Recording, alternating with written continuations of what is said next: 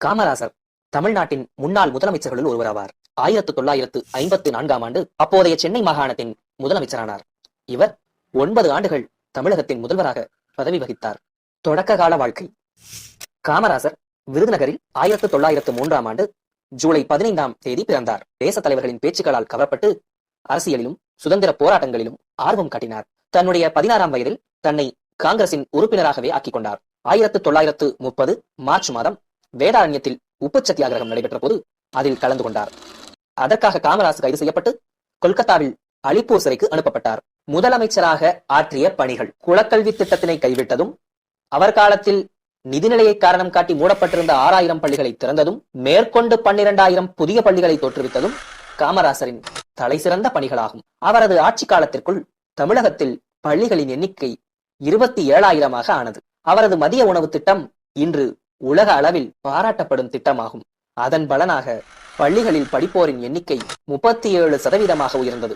காமராசர் முதலமைச்சராக பதவி வகித்த காலங்களில் நாட்டு முன்னேற்றம், நாட்டு மக்களின் வாழ்க்கை முன்னேற்றம், கல்வி, தொழில் வளத்துக்கு முன்னுரிமை அளித்து பல திட்டங்களை நிறைவேற்றினார். அவரது ஆட்சியின் கீழ் 9 முக்கிய நீர்ப்பாசன திட்டங்கள் நிறைவேற்றப்பட்டன. அவர் காலத்தில் தமிழகத்தில் தொடங்கப்பட்ட முக்கிய பொதுத்துறை நிறுவனங்களும் பெரும் தொழிற்சாலைகளும் பாரத மிகுமின் நிறுவனம், நெய்வேலி பழுப்பு நிலக்கரி நிறுவனம், ரயில் பெட்டி தொழிற்சாலை. 3 முறை முதலமைச்சராக தேர்ந்தெடுக்கப்பட்டிருந்த காமராசர் பதவியை விட தேசப்பணியும் கட்சி பணியுமே முக்கியம் என்பதை மக்களுக்கும் குறிப்பாக கட்சி தொண்டர்களுக்கும் காட்ட விரும்பி கொண்டு வந்த திட்டம்தான் கேப் பிளான் எனப்படும் காமராசர் திட்டம். அதன்படி கட்சியின் மூத்த தலைவர்கள் பதவிகளை இளையவர்களிடம் ஒப்படைத்துவிட்டு கட்சி பணி ஆற்றச் செல்ல வேண்டும் என்று இவர் நேருவிடம் சொன்னதை அப்படியே ஏற்றுக்கொண்டார் நேரு. இந்த திட்டத்தை முன்மொழிந்த கையோடு தன் முதலமைச்சர் பதவியை விலகல் செய்து பொறுப்பினை பக்தவச்சலம் அவர்களிடம் ஒப்படைத்துவிட்டு டெல்லி சென்றார் காமராசர். அக்டோபர் 9ஆம் நாள் அகில இந்திய காங்கிரசின் தலைவரானார்.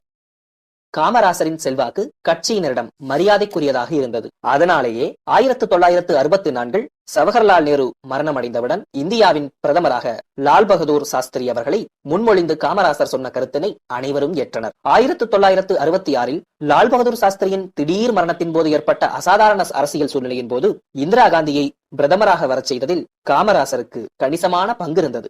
1975 அக்டோபர் திங்கள் 2ஆம் நாள் காந்தியின் பிறந்த நாள். உறக்கத்திலேயே அவரின் உயிர் பிரிந்தது. அவர் இறந்தபோது பையில் இருந்த சிறிதளவு பணத்தை தவிர வேறு வங்கி கணக்கோ சொந்த வீடோ வேறு எந்தவித சொத்தோ இல்லை என்பது குறிப்பிடத்தக்கது. தன் வாழ்நாள் இறுதி வரை வாடகை வீட்டிலேயே வசித்தார். காமராசு எளிமைக்கும் நேர்மைக்கும் பெயர் பெற்றவர். படிக்காத மேதை, கிங் மேக்கர், பெருந்தலைவர் என்றெல்லாம் புகழப்படுகிறார். இவர் இறந்த பிறகு 1976 இவருக்கு பாரத ரத்னா விருது வழங்கப்பட்டது. இது போன்ற வீடியோக்களை தொடர்ந்து காண மாயோமேக்ஸ் டிவிக்கு சப்ஸ்கிரைபர் செய்யவும் நன்றி.